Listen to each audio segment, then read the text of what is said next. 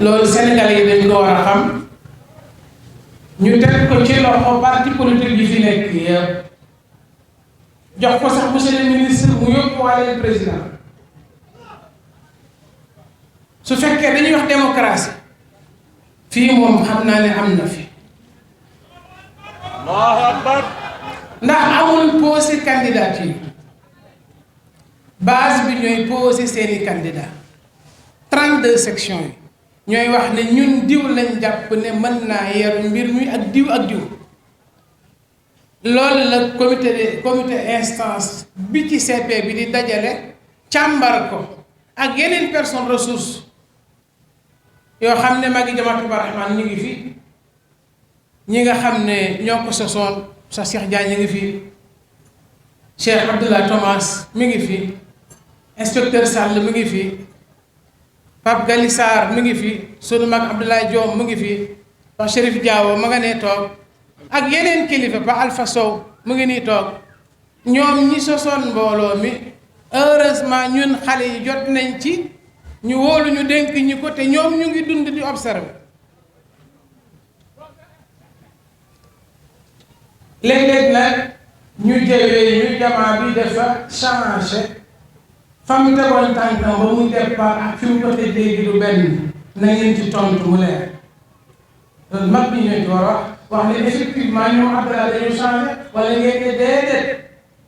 ñun ñu ko sosoon fañ ko tegoon ba léegi fi ngeen ne en tout cas fii li ñuy tànk yi ñu doxee tey foofu lañ ko fekkoon maa ngi woon ci instance moom mooy càmbar ba pare demaat di gëstu di xool jël candidat yi benn par benn critiquer leen un à un génnee ci ki koy jiite ak ñi ci topp ñëw ci assistance bi ne leen liggéey bi ngeen doon def ak ñun résultat yi lii la wax leen d'accord wala déet man daa bële weesu biñ ma waxee man sama bopp la ñu wax ne maa koy jiite damaa wate non contre sama bopp sama soxna ma nga fee toog dafa génn di kar nit ñi naan leen bu leen ko watee kon moom waxuñu ko dafa watee non mos ngeen ci élection yi nit contre boppam fii la am ci Jamaatu Rahmaan moo tax démb ci guddi biñ paree ne ma discours ma ne pare wu ma woon pour discours ndax mandat bi weesu démissionné naa ci 2 fois kon xam nañ ne bëggatuma su fekkoon ne ay nit lañ yuy jàpp dañ naan bàyyi ko ba congrès dinañ ko folli mu xam muy démissionné ci mandat waaye jàppuñu ko dañoo dindi loolu seen xol yi sànni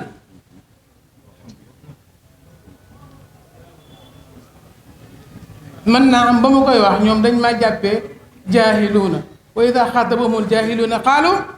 salaaman loolu moo tax bi ci guddi dama leen ne waaw d'accord tuuma lu ma leen mukk parce que xam naa liggéey bi ngeen doon def lu sincère la moo tax liste bii ngeen indi dinaa wax woy parce que leer na ma ne bakkan dugg ci leer na ma ne parparloo amu ci mbooloo mu juddoo Thiès màggee fi ñu ngéntee ko fi depuis 77 78 ba 79 mu am récépissé Jean Collé signé ko ab saalum saalum bu dëkk ci àll ba ñëw ñu ne ko yaa amir bu fekkoon parparloo am na du doon man bu doon parparloo du nekk Abdoulaye Lam en tout cas loolu moo ñu fi bàyyi suñ fi gisoon leneen dem nañ bu yàgg loolu moo ñu fi bàyyi buñ gisoon leneen dem nañ bu yàgg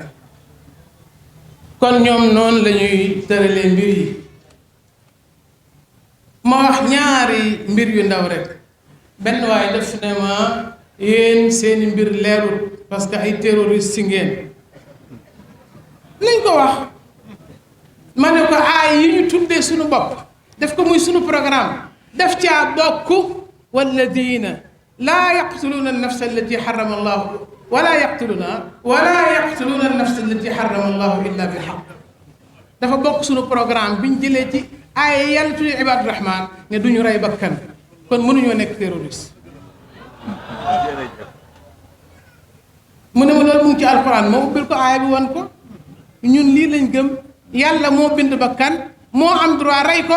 ñun bokkuñu ci suñu bos dañu tal mu ne ma dëgg-dëgg xamewuma ko woon nii ma ne ko alhamdulilah. kon aaya yooyu bëgguma yàggal monsieur le ministre waaye bu doon sama sago ñu firi ko Sénégal gépp déggaat ko. Jamaatul Rahman objet de création yi daf cee bokkoon presque tolérance maanaam tas tolérance ci Sénégal. kon bu ñuy wax baatu al-unf du ngeen ko tuddee ci tubaab violence mbooloo mi xamu ko ba ñu juddoo ba léegi 44 ans ci ren mosuñoo damm bante bale te suñu mboolooy sœur yeneen ñi fi nekk nii imam daam bokku ci ñi ma tuddoon kenn mosu fee damm bante bale xamuñu ko li ñu xam mooy li monsieur le ministre doon wax Sénégal diine jàmm la Sénégal réewam jàmm la diine ji diine jàmm la moo tax jàkka yoo dem ñu naan allahumma anta salaam wa minka salaam yàlla yaay jàmm ci yow lay jógee may ñu jàmm. ñun Sénégal gépp monsieur le ministre bu ñu sëlmalee loolu lañ njëkk a wax astaghfirullah astaghfirullah astaghfirullah yàlla yaa ñu santoon ñuy julli nga nekk ku mat ñu manqué julli ba pare mën naa am jur na ñu ngi lay déglu ba pare ne allahumma anta salaam wa minka salaam tabarakta ya dal jalali wal ikram. lii la ñu xam booy lislam yi nekk Sénégal yaa ak kenn ku ne ni ngay doxalee lii lay doon moom la xam nii lay defee lii lañ ci fekk loolu la ñuy préserver aussi. mbokk yi guddal nañu dama ne woon duma wax ndax dañoo nangu booy dañoo jël samay kàddu indi seeni xale ñu leen di wëyal bëggu moon a wax waaye faaw ba wax bi li ci des nag ñu ngi nañu ñëpp di ñaan ñëpp ñu ñaanal ma ñaanal groupe bi ma àndal Amir Ahmad Dia barki démb ñu def suñ dernier directoire mu naan waaw xam ngeen léegi màgget naa fi mu ne mënatuma nee na sax di ko gën a jaaxal ci congrès bi dañ ne mazid min al-iltizam yokk ne man amatuma lu ma yokk ñu koy ree gars yi ñëw dugalaat ko ci liste bi rahmatullahi alayhi. kon ñu ngi sàkku ñaan ci yéen ñëpp imaam yaa ngi imaam yëpp ñu ngi sàkku ngeen ñaanal di sàkku tam ngeen di ñu laayee biir monsieur le ministre président ñëpp lañu wax dee ñu laayee biir di ñu woon di ñu jaaj ji du nii la al islam mooy diine yi laa ante biir nasiha ad-diin an nasiha nañu laa ante biir ñun ñëpp jullit yëpp Sénégal gépp nañu ubbi xol yi di nangoo ñu leen di laaye biir ñu leen di conseiller ñu leen di critique loolu rek la ñu sàpp ci yéen. incha allah xëy na ñu ngi koy war a sañ a yëkkati ci bu ñu dawalewaat fii ak juróomi at ba nga xam ni gën nañu demal suñu liggéey mu jëm ca kanam di ñaan mbokki jullit yi nga xam ni ay jigéen lañu ci biir kër diine yi suñu mbokki jullit yi nga xam ni ñoo bokk ci association islamique yi di liggéey xaasatan bureau national ak képp koo xam ne yaa ngi wuyoo ci turu Mouvement des Femmes ñu ngi leen di sàkku ñaan ci nattu bi nga xam ne tegawaat na ci sunu kanam di yaakaar seeni ñaan waaye di yaakaar seenu jàppale ndax réeri wuñu di moos jigéen ci jamono ji nga xam ne sunu congrès bi ñëw na moo xam ci anam buñ koy mën a tudde moo xam turu mondialisation wala turu liberté waaye xam ngeen ni jigéen am na problème ci biir néegu sëy yi ci biir yar njaboot gi ci biir colka gi ci biir lu yaatoo yaatu réere wuñu ni moos jigéen bu baaxee àdduna bi day baax waaye bu yàqoo àdduna bi day yàqu kon ñu war a gën a joxaat itte jigéen gën koo bàyyiwaat xel waaye ñun jigéen buñ ci xeeb suñu bopp nañ joxante waat loxo téyewante waat jàppalante waat tegu ci waar wi nga xam ne moo nekk ci suñu kanam te moom lañ sasoo woon juróomi at yi passé mooy fexe ba dundu jigéen nekk lu mucc ayib kon ñu ngi rafetlu tamit ni jigéenu Sénégal gi nga xam ne fi lañu nekk wax dëgg yàlla léegi li ñu seetlu ci ñoom mooy cër bu gën a yiw loolu faw ñu tudd ko di ko rafetlu waaye bu ñu seetloo jigéen fii ci Sénégal li muy dugal ci koom-koom bu ñu ko doon natt wala ñu koy xayma dina nekk lu am solo ndax seen farlu ci liggéey seen taxawaay ci liggéey seen taxawaay ci nangoo sonn ci koom-koom kon loolu lu jar a feeñal li nga xam ni moo koy xaw a yàq rek mooy léeg-léeg dañ koy liggéey ba pare daal di koy yàq ci tudde ko ay xew wala ñu tudde ko leneen lu mënti doon ñu war ko teg ci suñu kanam juróomi at yi ci suñu kanam ñu wàññi loolu lool ba di tëralaat xew yi ni nga xam ni noonu lañ ko xamee woon ci ibaadu rahmaan waaye noonu la ko yàlla subhanahu wa taala bëgg naka noonu ginnaaw bu ñu sàkkoo ñaan gën a soññaat suñu bopp rafet bi seen taxawaay di xam ni sas bu rëy moo nekk ci suñu kanam kon dootul yell ci ñun dox di wàññi say jéego waaye dootul yell ci ñun dox ba ci yàgg nga taxaw waaye dootul yell ci ñun léeg-léeg sax nga arrêté dox boobu kon ñun ñépp loolu ak soññal la ci ñun pour ñu gën a taxawaat benn la suñuy sàppee jublu ci li nga xam ne mooy liggéey bi li nga xam ne moom la ñu amal tey di congrès bii commencement ba la ci liggéey bi ak xayma ko tolluwaayam waaye bu ñu nee liggéey bi dëgg-dëgg ana mooy lan mooy woote jëm ci yàlla loolu mooy liggéeyu jamaate ibaadu rahmaan kon leneen lu ngeen gis ñu koy jëfandikoo mooy na pour ñu mën a egg ci raaya bi te mooy woote jëm ci yàlla di jëf lu baax ba am ci ngërëmul yàlla moo tax ñu tànn thème bu mag bii nga xam ne moo nekk suñu kanam xam ne ñun ñëpp dafay daal di nekk aw sas ci ñun te mooy fexe ba jàmm am ndax bu jàmm amul jàmm yàlla sax du yomb waaye fexe ba jikko yi gën a rafet te jikko yi bu gënee rafet ci jigéen ñi day daal di law yaatu ndax jigéen mooy yaay waaye jigéen mooy doom waaye jigéen mooy soxna kon jigéen xam ngeen ne ab cëram lu yaatu la ba tax na képp ku ñu bëgg a gëmloo ni jigéen dañ koo doyadal wala dañ koo tuutal wala dañ bëgg ko sonnal ci biir kër gi lislaam waxul loolu lislaam dafa teral jigéen yëkkati ko ba ca kaw jox ko palaasam boo xam ni bu ca toogee day am jàmm day am ngërmaane yàlla képp ku andi contraire bi bi ñu ko andeek léegi gis nañ ne loolu moo jural jigéen ñi jafe-jafe kon nañ delluwaat ci suñu palaas toogee waat ko te loolu yoon wi nga xam ni ci lañ ko war a mën a jaare mooy yoonu jàng diine ju ñu nekk te mooy diineen islaam waaye buñ ko jàngee ba pare def ni saxaaba yi ridwaanullaahi alayhim daan def te mooy bépp aaya buñ jàng bana ñooy yëg ni mokkal nañ ko dañuy fexe ba mu taqaloog seen jikko suñ ko defee suñu thème bii day daal di mën a feeñ day daal di mën a am njariñ juróomi at yi suñu kanam ba mbaax bu ñu amoon balaa ñuy jeexal juróom yi ca kanam incha allah dañuy gis ni yokk na. Nous allons commencer par la parole d'Allah subhanahu wa ta'ala énoncée comme suit. Je ne veux que la réforme, autant que je le puis, et ma réussite ne dépend que d'Allah, et en lui je place ma confiance, et c'est vers lui que je reviens repentant. Au plan national,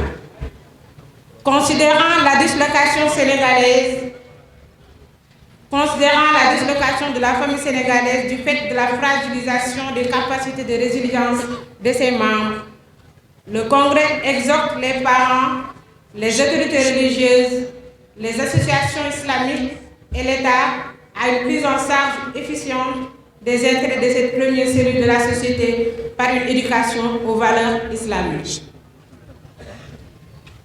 Considérant les profondes déchirures du tissu social